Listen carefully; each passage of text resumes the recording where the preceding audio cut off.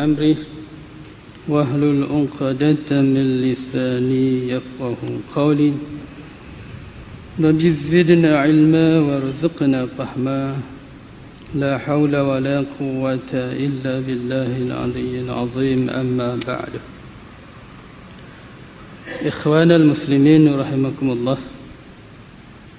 Syukur kita kehadrat Allah Subhanahu wa taala kerana sekali lagi kita dipertemukan dengan Ramadan yang kita sedia maklum kedatangannya membawa 1000 rahmat, 1000 keberkatan dan keampunan Allah Subhanahu wa taala. Dikala mungkin ada sebahagian daripada saudara kita yang mana pada tahun yang lalu sama-sama bertarawih, sama-sama bertadarus, tiba-tiba pada tahun ini mereka dah tidak ada lagi, telah kembali kepada Allah Subhanahu wa taala. Namun Allah membiarkan kita, Allah melepaskan kita, Allah mengizinkan kita untuk terus berada di Ramadan pada tahun ini. Ini nikmat yang sangat besar Allah beri kepada kita. Maka hendaklah kita sama-sama bersyukur di atas nikmat tersebut. Dan seterusnya Allah Subhanahu wa taala memberi kita nikmat dengan memberi kita taufik dan hidayah untuk terus mengingatinya dalam keadaan suasana kita bersusah payah mencari harta dunia, rezeki siang dan malam, namun kita masih upaya untuk ingat kepada Allah. Ini satu nikmat, kerana ada di kalangan setengah manusia dengan kesibukan mencari harta dunia, mereka lalai daripada Allah Subhanahu wa taala. Mereka leka sehingga kadang-kadang tidak sempat untuk sembahyang. Bahkan puasa pun kadang-kadang mereka berbuka dikala belum masuk waktunya, semata-mata kerana nak mengejar harta benda dunia yang sementara ini. Di mana Allah Subhanahu wa taala berfirman, a'udzubillahi minasyaitonir rajim, alhaakumut takatsur hatta zurtumul maqabir kalla sawfa ta'lamun thumma kalla sawfa ta'lamun kalla law ta'lamuna 'ilmal yaqin la tarawunnal jahim ثم لترونها عين اليقين ثم لتسألن يومئذ عن النعيم ألهاكم التكاثر, telah melalaikan kamu oleh sibuk berlumba-lumba mengumpul harta benda dunia, hatta zurtumul maqabir, sehinggalah kamu menziarahi lubang-lubang kubur. Sebahagian manusia, tuan-tuan, terpedaya dengan nikmat dunia, berlumba-lumba mengumpul harta benda dunia, sehingga mereka leka dan lalai untuk mengingati Allah Subhanahu wa taala. Sehinggalah sampai masanya mereka berhadapan dengan sakaratul maut. Waktu itu baru sedar diri yang mereka selama ini rupanya terpedaya dengan nikmat dunia. Setelah nyawa berada di halkum, maka ketika itu baru mengisafi diri, maka tidak ada faedahnya. Bahkan setengahnya setelah masuk ke kubur baru ingin kembali ke dunia semula, merasa menyesal ketika berada di dunia dulu.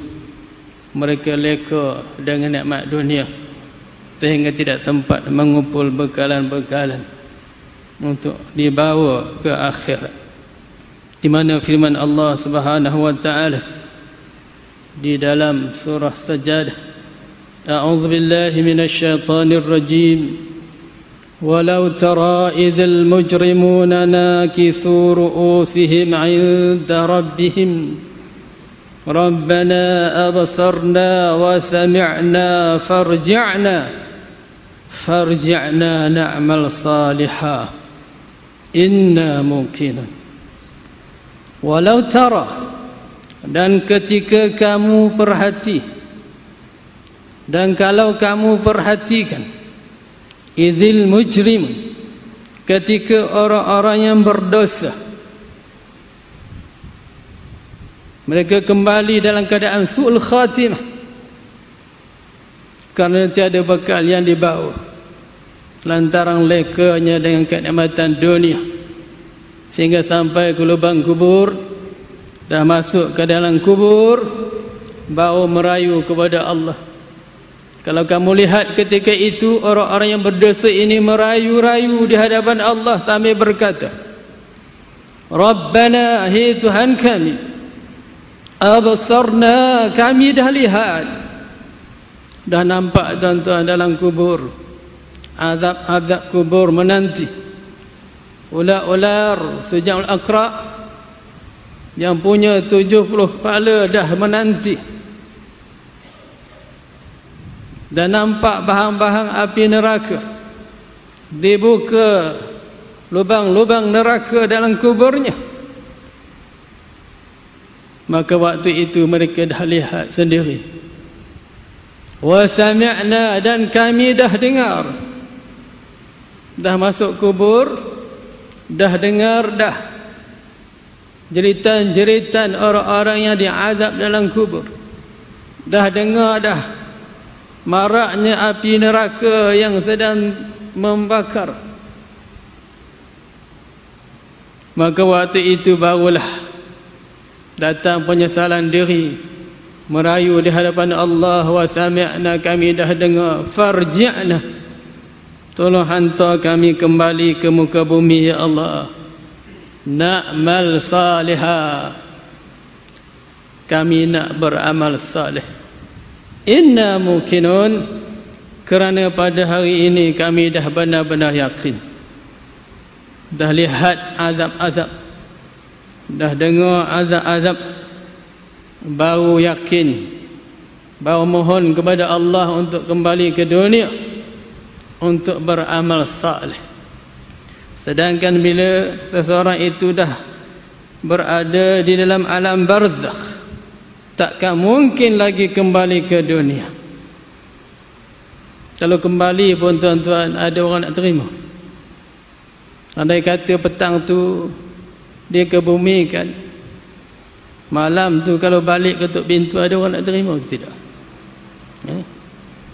Seorang suami mati petang tu, dia ke bumi, malam tu ketuk pintu, Assalamualaikum ya, abang balik ni. Ada tak ayah nak buka pintu? Ya. Lagi pintu dikunci rapat-rapat lagi ada. Takkan boleh balik dah. Ya, orang yang kasih, yang mengasihinya selama ini pun tak mau terima dah. Ya, bila kembali tutup pintu rapat-rapat, anak-anak akan menjerit-jerit takut dah kepada ayah dia. Sedangkan baru sebentar tadi ayahnya dikebumikan, malam tu dah takut dah untuk bertemu ayah. Baik itu takkan mungkin kembali ke dunia bila kita dah masuk ke alam barzakh. Maka sebab itulah Allah ingatkan kita, jangan sampai kita terperdaya dalam keadaan kita mencari nikmat dunia. Seperti mana firman Allah Subhanahu wa taala di dalam surah Munafiqun, a'udzu billahi minasy syaithanir rajim. يا أيها الذين آمنوا لا تلهكم أموالكم ولا أولادكم عن ذكر الله وَمَنْ يَفْعَلْ ذَلِكَ فَأُولَئِكَ هُمُ الْخَاسِرُونَ. Hei orang-orang yang beriman, jangan sampai memperdayakan kamu, jangan sampai melalaikan kamu daripada ingat kepada Allah oleh harta benda kamu dan anak-anak kamu. Sesiapa yang melalaikan dia oleh anaknya dan harta bendanya daripada ingat kepada Allah, maka mereka itulah orang yang sangat rugi bila kembali kepada Allah Subhanahu wa ta'ala. Islam tidak melarang untuk kita mengumpul harta benda dunia. Islam juga tidak melarang untuk kita meramaikan zuriat, bahkan digembira oleh Nabi SAW. Namun di sana ada batas-batasnya. Jangan sampai dalam keadaan kita mencari harta benda dunia, kita leka sampai lupa kepada Allah Subhanahu wa ta'ala sehingga menziarahi lubang-lubang kubur. Dan setiap seorang pasti akan bertemu lubang kubur ini. Tidak ada siapa pun boleh mendabik dada, aku tidak akan bertemu lubang kubur, kerana aku ada alat-alat tertentu untuk menangkisnya. Tidak ada. Pakar bagaimanapun, hebat bagaimanapun ilmu kita, takkan mungkin berjaya menghindar diri daripada masuk ke alam barzakh. Maka sebab itu mau tak mau, naklah kita bersedia untuk masuk ke sana. Jangan sampai terleka dengan nikmat dunia yang sementara ini. Kerana memang sifat manusia berlumba-lumba mencari harta benda dunia. Kerana dunia tu sifatnya mata'ul ghurur, harta benda yang memperdayakan. Ad-dunya mata'ul ghurur, dunia itu harta benda yang memperdayakan. Bahkan bukan hanya dunia itu memperdayakan, bahkan ditambahkan lagi dengan hiasan-hiasan syaitan yang cukup menggoda, sehingga kita terpikat dengan kenikmatan dunia. Kerana syaitan pernah berjanji ketika dihalau daripada syurga, apa sumpahnya? Kata syaitan, Rabbi bima aghwaytani la uzayyinanna lahum fil ardi wa la ughwiyannahum ajma'in illa ibadaka minhumul mukhlasin. Sadaqallahul azim. Berkata iblis, "Hei Tuhanku, seperti mana kamu menghukum aku kufur, durhaka, maka hari ini aku bersumpah, aku akan hiaskan dunia ini seindah-indah hiasan, dan aku akan pastikan semua anak cucu cicit Adam terpesona dengan hiasan aku, melainkan satu saja yang aku surrender, tak upaya aku nak perdayakan dia. Ibadaka, hamba-hamba engkau, minhumul mukhlasin, yang engkau campak dalam hati mereka itu sifat keikhlasan. Hamba-hamba Allah yang Allah beri sifat ikhlas di hati mereka, maka orang ni iblis tak terdaya, tak upaya untuk melalaikan mereka. Dan lain daripada orang-orang yang ikhlas ini, semuanya menjadi habuan ganas iblis. Maka sebab itulah Allah berfirman,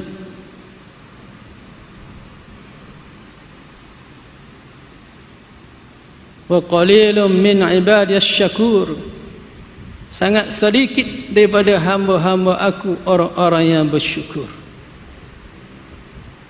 Kerana sangat sedikit orang-orang yang mukhlasin, yang ikhlas di dalam mentauhidkan Allah, yang ikhlas di dalam melaksanakan ibadah kepada Allah Subhanahu wa taala. Yang selebihnya semuanya terpesona dan kenikmatan dunia yang sementara dan terpedaya dengan hiasan-hiasan iblis. Dan sebab itu manusia ini sentiasa bermegah-megah dengan dunia mereka. Seperti mana Nabi SAW pernah bersabda daripada Abi Hurairah radhiyallahu anhu. Sabda Nabi SAW, yaqulul abdu, berkata hamba Allah, mali mali, ini harta aku, ini harta aku. Masing-masing berbangga dengan harta masing-masing. Ni rumah aku, ni kereta aku, ni saham aku, ni syarikat aku, ini projek aku, semuanya aku berlaku. Wa innama lahu min malihi thalathun. Sedangkan kata Nabi, harta dia daripada segala harta-harta yang banyak itu cuma 3 sahaja yang benar-benar jadi harta dia. Yang pertama, ma akala fa'afna, apa yang dia makan sampai habis. Yang kedua, aw labisa fa'abla, ataupun apa yang dia pakai sampai rosak. Aw tasaddaqa fa'amda, apa yang dia sedekahkan maka dia dahulukan menjadi saham akhirat sebelum dia mati. 3 ni je tuan-tuan harta kita yang kita duk sebut kumpul siang malam tu, yang kita punya benar-benar 3 sahaja yang kita makan sampai habis. Ni bulan Ramadan ni, bulan pesta makan. Atuk bulan Ramadan makin sikit makan, ya. Ni tidak terpaksa beli meja 2 meja lagi. Biasanya 1 meja tak penuh. Masuk Ramadan ada meja baru. Banyak kuih nak hidang ni, ya. Kuih padak lah, kuih tu lah, kuih gajah, semua ada kat situ. Penuh meja-meja tu. Tapi adakah itu rezeki kita?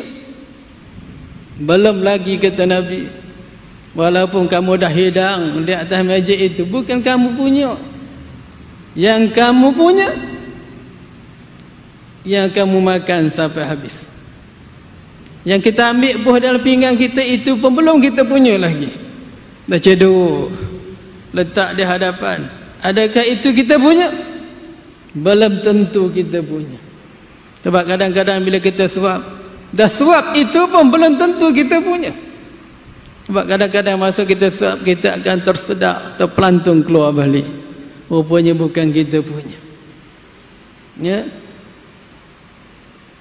Dan kadang-kadang kita makan hanya separuh, separuh lagi tak larat nak makan. Kucing punya, tong sampah punya. Yang kita punya yang separuh sahaja yang masuk ke dalam perut. Itu kamu punya, kata Nabi. Yang kedua, apa yang kamu pakai, ma labisa fa'abla, apa yang dia pakai sampai rosak. Setiap tahun kita tukar baju baru 4-5 pasang, ya. Setiap tahun tukar baju baru, lansir baru, portion baru, kadang-kadang bini baru pada, ya. Tapi adakah yang kita beli itu baju kita, yang kita tempah itu baju kita? Belum tentu, kata Nabi. Baju kamu, apa yang kamu pakai sampai rosak. Kadang-kadang kita beli itu tak selesa pakai, duk sangkut situ aja. Yang kita pakai tu, yang 4 tahun lepas tu, asyik ulang-alik yang tu je pakai. Basuh pakai, basuh pakai. Ada. Dalam banyak-banyak baju tu ada yang kita suka, yang selesa. Itu baju kita, rezeki kita. Yang kita tak rasa nak pakai itu walaupun mahal beli kat Jepun. Ya. Bukan kita punya, kata Nabi. Ya. Jadi harta pusaka je nanti. Mati je hantar kat Mahat Tafiz. Budak-budak takut nak pakai baju mayat. Ya. Wah, belum pakai lagi. Ya. Yang ketiganya ma tasaddaqa. Ya. Apa yang dia sedekahkan fa'amda, dia dahulukan sebagai saham akhirat. Itu dia punya. Lain pada itu bukan kita punya. Sebab itu tuan-tuan, setiap manusia Allah dah tentukan rezeki masing-masing. Berapa banyak rezeki kita, dia tidak akan berkurang dan bertambah.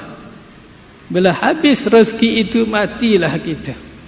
Tak mungkin manusia boleh menambah rezeki dia. Tak ada orang boleh tambah rezeki. Usaha macam mana pun tak boleh tambah rezeki. Tak boleh. Cerdik macam mana pun tak mungkin kita boleh tambah rezeki kita. Takkan mungkin.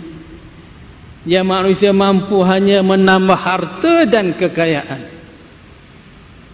Kita cuma mampu tambah harta. Kita cuma mampu menambah kekayaan, bukan menambah rezeki. Rezeki Allah dah tentu dah, tak mungkin boleh bertambah. Sebab itu berapa ramai jutawan mati, berapa ramai hartawan mati, sedangkan harta masih banyak belum disentuh. Kerana itu bukan rezeki dia. Dia cuma mencari saja. Tapi Allah kata bukan rezeki kamu. Dia mati dalam keadaan meninggalkan harta. Kerana selagi ada rezeki kita, takkan mungkin kita mati. Kerana malaikat dah cari dah, seluruh dunia cari. Tak adalah rezeki kamu hari ni, walau sesuap nasi, walau setitik air tak ada. Walaupun tokek beras sekalipun, bergudang-gudang beras dia, itu bukan rezeki dia. Malaikat cari tak ada. Tak ada rezeki kamu, kata malaikat. Habis tu dalam gudang tu, itu harta kamu, bukan rezeki kamu.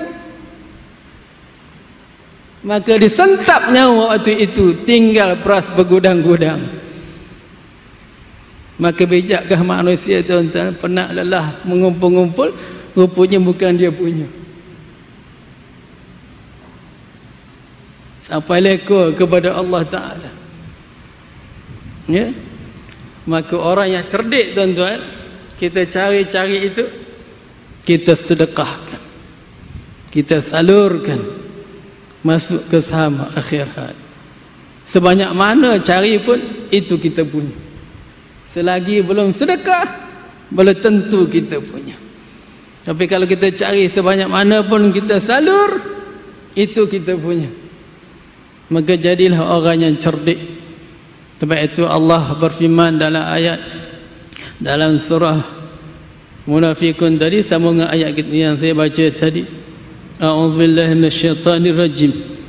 Wa anfiqu mimma razaqnakum min qabli an ya'tiya ahadakumul maut fayaqula rabbi laula akhartani ila ajalin qarib fa asaddaqa wa akum minas salihin wa la yu'akhirullahu nafsan idza jaa ajaluha wallahu khabirun bima ta'malun. Sadaqallahul azim.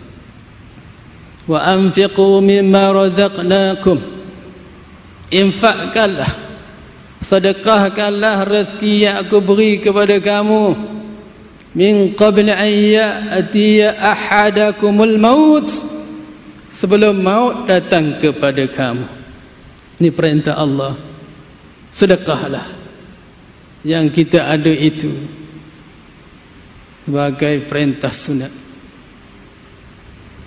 Sebelum maut datang kepada kita, dikala maut dah sampai, waktu itu kamu akan berkata, ya, qabla an ya'ti ahadakum al-maut fayaqulu rabbi laula akhartani ila ajalin qarib, maka berkatalah ia, berkata kamu, hei Tuhan, tolong tangguh sebentar sahaja, aku nak bersedekah, Nyawa dah sampai ke halkum barulah nak sedekah. Beras berguni-guni tu baru nak sedekah. Selama ni nak makan seorang. Macam dia tu gajah. Gajah pun tak habis berguni-guni beras tu. Tak terasa nak bersedekah. Dah nak mati baru nak sedekah. Maka Allah jawab, wala yuakhirullahu nafsan idza jaa ajaluha wallahu khabirun bima ta'malun. Allah tidak akan menangguh ajal seseorang walau sesaat pun bila dah sampai ajalnya. Dan Allah akan membongkar kembali apa sahaja yang dia buat di muka bumi ini setelah kematian dia. Maka sebab itu tuan-tuan, di samping kita menjalani ibadah puasa ini, naklah kita bersyukur kerana Allah telah pilih kita menjadi hamba yang tidak lalai, tidak leka dengan dunia. Kita masih mampu hadir ke masjid di pagi hari dalam keadaan setengah mereka masih leno di atas katil-katil mereka, diselimut kulit-kulit babi, wa'yazbillah. Kita masih bangun. Ini nikmat tuan-tuan. Nikmat Allah beri kat kita. Tanda apa? Tanda rezeki dunia yang Allah beri itu diberkati oleh Allah. Alhamdulillah. Bila mana nikmat diberkati, nikmat itu akan membantu hamba untuk hampir kepada Allah. Adapun nikmat yang diberi tidak diberkati, nikmat itu akan menarik hamba jauh daripada Allah Subhanahu wa ta'ala.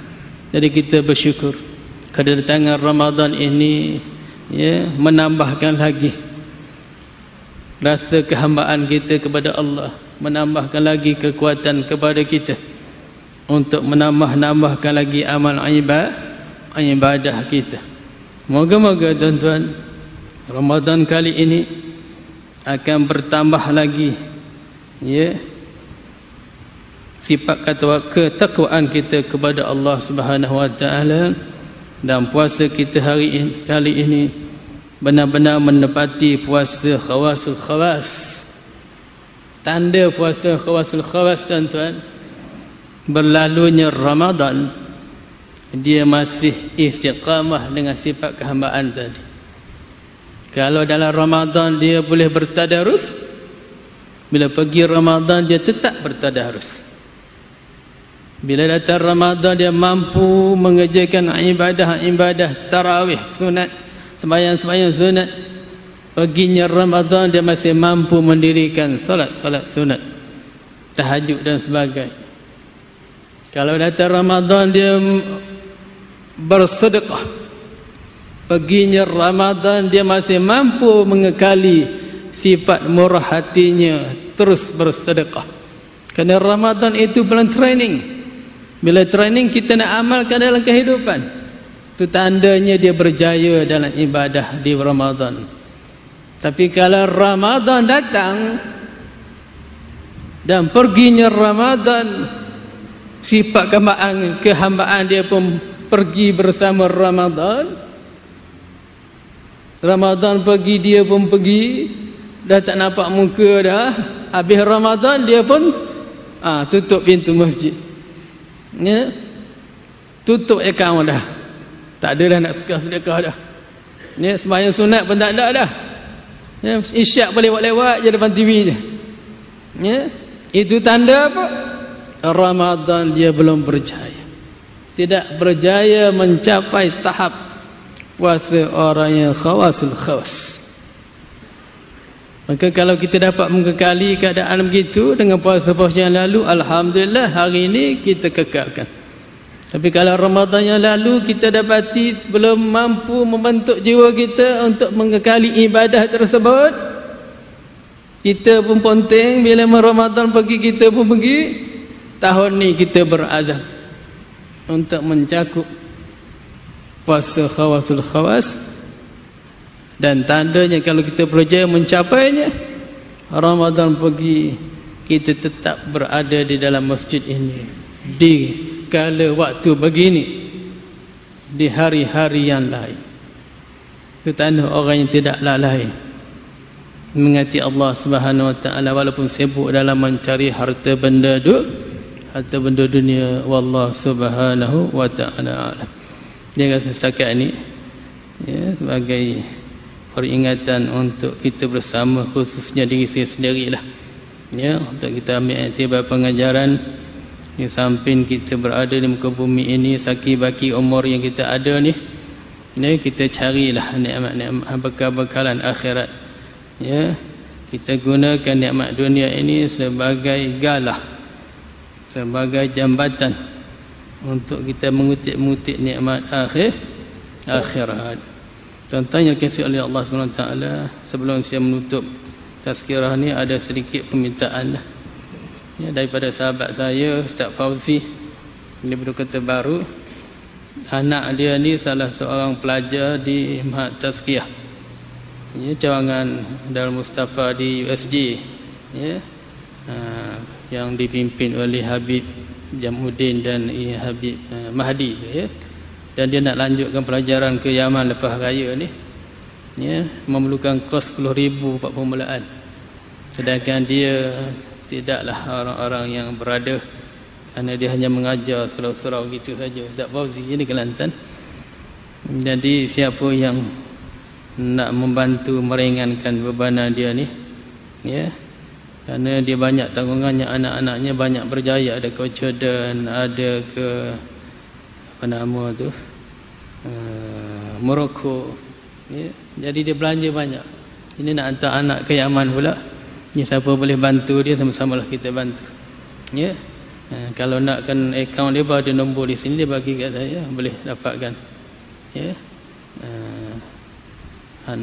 Apa nama selepas inilah siapa yang ingin bantunya ya, kalau nak masuk ke akaun ada nombor dia, ada apa nama kontak nombor dia pun ada, ataupun nak bagi cash saya boleh sampaikan insya-Allah untuk dia ya. Wallahu alam. Aku qauli hadza astaghfirullah li wa lakum wa lisal muslimin wal muslimat fastaghfiru innahu al-ghafurur rahim. Al-Fatihah. A'udzu billahi minasyaitonir rajim. Bismillahirrahmanirrahim. Alhamdulillahi rabbil alamin. Ar-Rahmanir Rahim. Maliki yaumiddin. Iyyaka na'budu wa iyyaka nasta'in. Ihdinas siratal mustaqim. صراط الذين أنعمت عليهم غير المغضوب عليهم ولا الضالين آمين. بسم الله الرحمن الرحيم. الحمد لله رب العالمين والصلاة والسلام على أشرف الأنبياء والمرسلين وعلى آله وصحبه أجمعين. اللهم فقهنا في الدين وارزقنا فهم النبيين وإلهام الملائكة المقربين وحفظ المرسلين برحمتك يا أرحم الراحمين. اللهم تقبل منا صلاتنا وصيامنا وزكاتنا وركوعنا وسجودنا وتخضعنا وتخشعنا وسائر أعمالنا برحمتك يا أرحم الراحمين. اللهم أكفنا بحلالك عن حرامك وبطاعتك عن معصيتك وبفضلك عمن سواك. نسألك رزقا طيبا وعملا صالحا ونسألك عفو والعافية في الدين والدنيا والآخرة والوفاة على الإسلام. ربنا آتنا في الدنيا حسنة وفي الآخرة حسنة وقنا عذاب النار. صلى الله وسلم على سيدنا محمد وعلى آله وصحبه أجمعين. الحمد لله رب العالمين. السلام عليكم ورحمة الله وبركاته.